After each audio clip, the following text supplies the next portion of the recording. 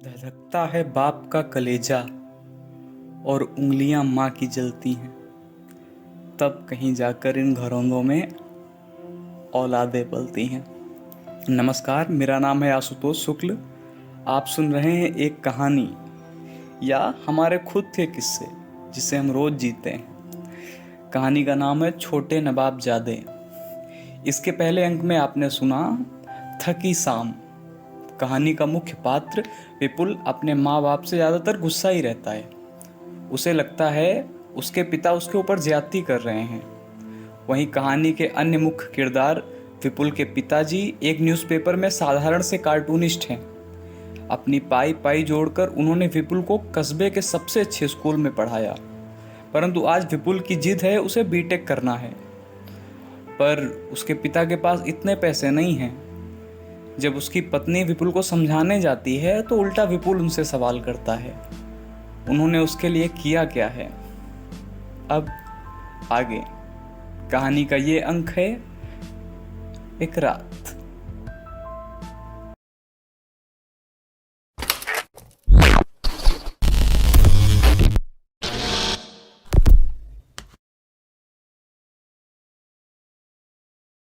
विपुल के कमरे से जाने के बाद कुछ समय तो लता जी वैसे ही बैठी रही और अपनी ममता और विपुल के शब्दों का प्रहार जो उनके हृदय को छलनी कर चुका था, इन दोनों के बीच द्वंद्व चल रहा था और उसकी तात्कालिक प्रतिक्रिया उनकी आंखों ने दे दी थी।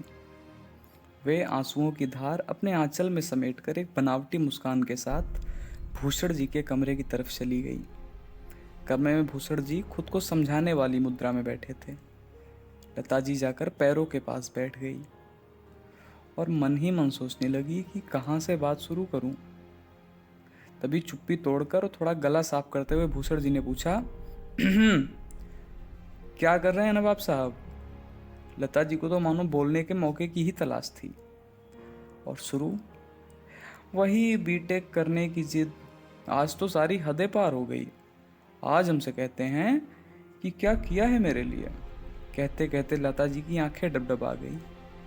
अरे क्या नहीं किया हमने?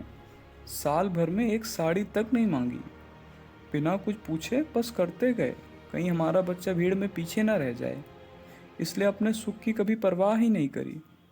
आपने अपने लिए कुछ नहीं किया ताकि वही पैसे बच जाएं और इनके लिए कुछ कर सकें। बिजली बिल से ज़्यादा इनकी फीस का ध्यान रखा। आज सुनने को मिलता है क्या किया मेरे लिए। अब आंसुओं ने आंखों से लेकर गले तक का सफ़र कर लिया था। आवाज़ रुंधने लगी थी और शब्दों में सिसकियां शामिल हो गई थी। लता जी को रोता देख भूषण जी उनको चुप कराने के लिए स्वयं को ही जिम्मेदार ठहरा देते हैं। देखो, ऐसी बात नहीं है, उसमें उसकी कोई गलती नहीं है।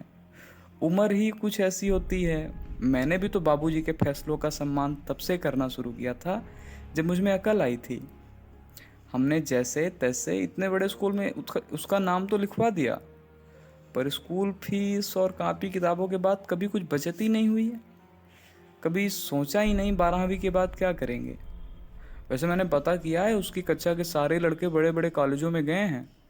सुना है वहाँ पढ़ने के बाद नौकरी में तनख्वाह की शुरुआत लाखों से होती है। उत्सुकता बस लता जी ने बात को बीच में काटते हुए बोला, ये कितने रुपए लगेंगे बीटेक एडमिशन में? उधर दूसरी तरफ विपुल घर से निकलकर मोहल्ले के एक लड़के को साथ लेकर घर से थोड़ा दूर एक चाय की टपरी पर चला जाता है।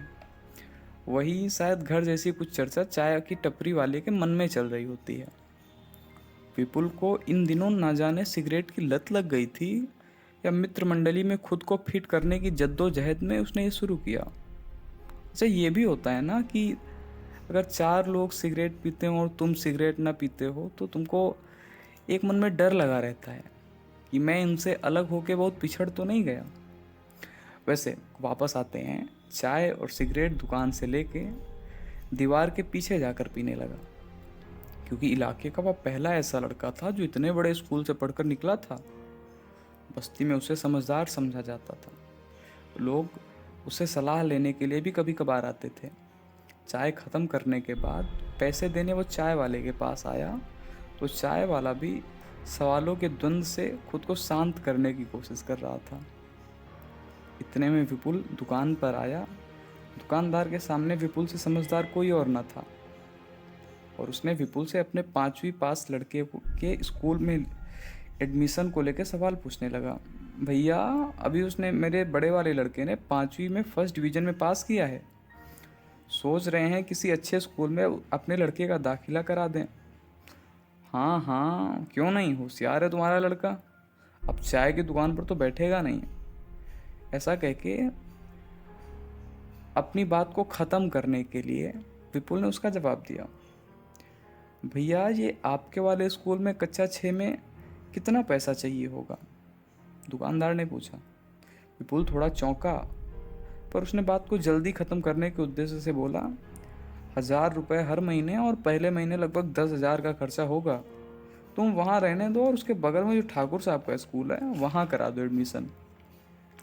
चाय वाला बोला, भैया, हर महीने खर्चा निकालने के बाद ये 2-2.5 हज़ार रुपये बच जाता है। अब लड़के के भविष्य का सवाल है तो सारे खर्चे भले बंद करने पड़ें, पर पढ़ाई से समझौता नहीं कर सकते। नहीं लेंगे अपने लिए कपड़े, एक वक्त खाएंगे, लेकिन अपने लल्ला को पढ़ाएंगे। विपुल और उसका दोस्त बोला, हाँ हाँ ठीक है, और पूर्ण विराम से पैसे देकर घर की तरफ मुड़ जाते हैं। रास्ते में उसका दोस्त विपुल से कहता है, यार क्या लाख टके की बात कही है इसने। बताओ, अपने बेटे के लिए कुछ भी करने को तैयार है। वैसे इस तरह की बातें दोस्तों में ज़्यादा वक्त तक टिक नहीं पाती। बात बदली गई और मोहल्ले की बबली से लेके घर आते आते ऋतिक रोशन पे बात खत्म हुई। बिना कुछ बोले विपुल चेहरा लटकाए अपने कमरे की तरफ बढ़ने लगा। पता नहीं उसके चेहरे पर बीटेक ना कर पाने का डर था या अपने शब्दों से अपनी माँ को आहत करने का अफसोस। जानने के लिए सुनते रहिए हमारी ये कहानी छोटे नवाबजादे। मैं आपका दोस्त, आपका साथी विदा लेता हूँ। मिलते हैं अगले वीकेंड। कहानी आपको पसंद आई हो तो इसे लाइक करें और अपने यार, रिश्तेदार, परिवार सबके साथ शेयर करें। कमियां हों या तारीफ़ें हों, कमेंट सेक्शन तक तो पहुंचाएं, ताकि हम अब अगले अंक को और भी बेहतरीन तरीके से प्रदर्शित कर सकें। आपका अपना आशुतोष शुक्ला। आपने सुना छोटे नवाबजादे की दूसरी श्रृंखला, इसका दूसरा अंक एक रात। जय हिंद। जिन्ना सकून तेरी अखां विचों आवे मैनू, मैं वेखिया बड़ा